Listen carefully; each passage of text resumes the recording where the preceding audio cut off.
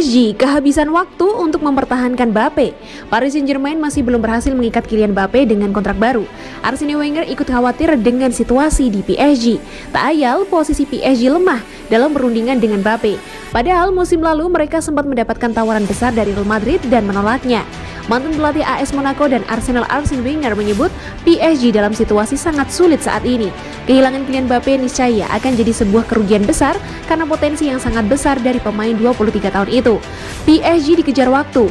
Dari pengalaman saya, ketika Anda mencoba memperbarui kontrak seorang pemain, maka semakin lama jadi semakin sulit. Saya sudah menunggu 1,5 tahun untuk PSG memperbarui kontrak Mbappe.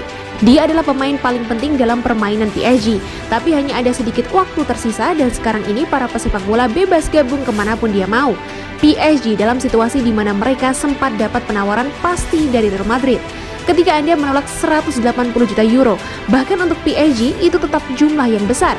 Jadi ketika mereka menolaknya, mereka antara bilang ke diri sendiri, kami harus menjalani musim yang bagus karena punya Messi dan tak bisa kehilangan Mbappe, atau mereka sudah berpikir, kami akan berhasil meyakinkannya untuk bertahan, ungkap Arsene Wenger kepada Canal Plus dikutip Marca.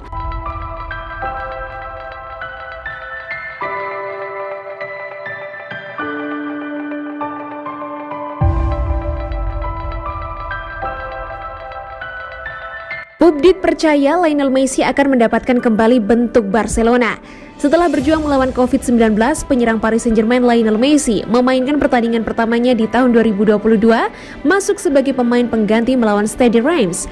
Pemain berusia 34 tahun itu bermain selama 27 menit, memberikan 1 assist dan 2 umpan kunci dalam aksi terbatasnya.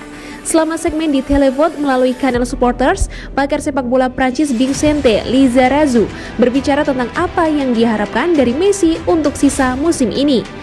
Saya pikir dia akan menjadi pemain hebat seperti dia bersama Barra di paruh kedua musim ini. Memang benar bahwa di Barca, tim bermain untuknya. Di sana dia harus beradaptasi dengan PSG. Saya pikir dia mengatur adaptasi. Dia menghabiskan 20 tahun di Barcelona. Keberangkatan dibuat dalam kebingungan, dalam ketegangan. Anda harus mencerna semua itu sedikit. Memang benar bahwa di Ligue 1 itu tidak dalam standarnya.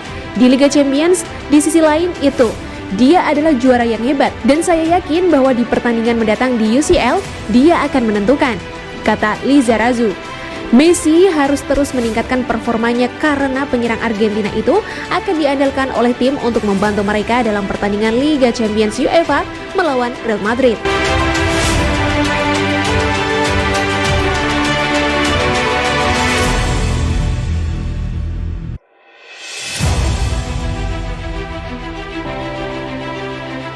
Arsene Wenger beri kode siap latih PSG, tertarik tangani Lionel Messi?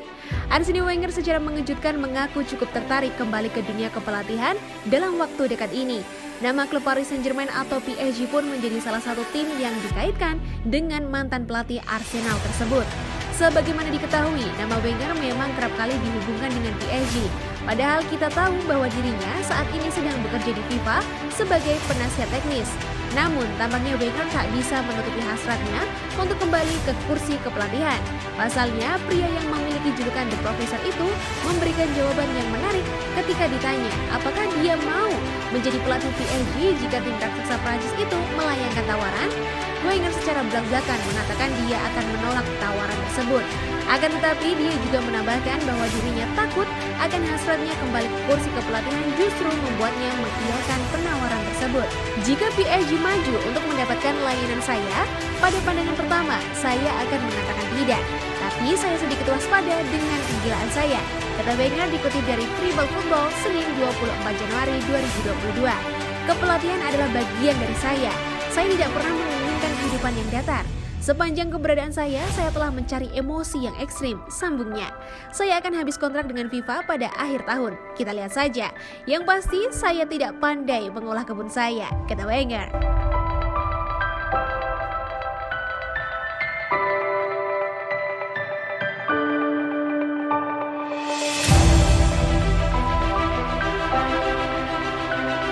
Cedera betis, Gianluigi Donnarumma tetap dipanggil ke timnas Italia. Gianluigi Donnarumma absen dalam pertandingan Paris Saint-Germain atau PSG melawan Stade Reims 23 Januari 2022 karena cedera betis. Penjaga gawang tidak dimasukkan dalam skuad PSG untuk pertandingan Ligue 1 melawan Stade Reims di Parc des Princes. Ini adalah waktu yang tepat untuk PSG karena di saat yang sama Keylor Navas baru saja kembali ke skuad.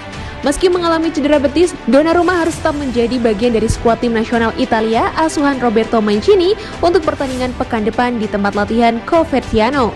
Mereka tidak akan memainkan pertandingan persahabatan resmi. Ini hanya tahap 3 hari sehingga Mancini dapat membangun basis dengan pasukannya dan melihat pemain baru yang potensial menjelang playoff Piala Dunia pada bulan Maret. Gli Azzurri akan menghadapi Makedonia Utara, kemudian Portugal atau Turki untuk memperebutkan satu tempat di Qatar 2022. Dilaporkan Mario Balotelli adalah salah satu pemain yang akan dipanggil ke Nazionale untuk kumpul-kumpul ini setelah penampilannya yang bagus di Turki bersama Adana Demirspor.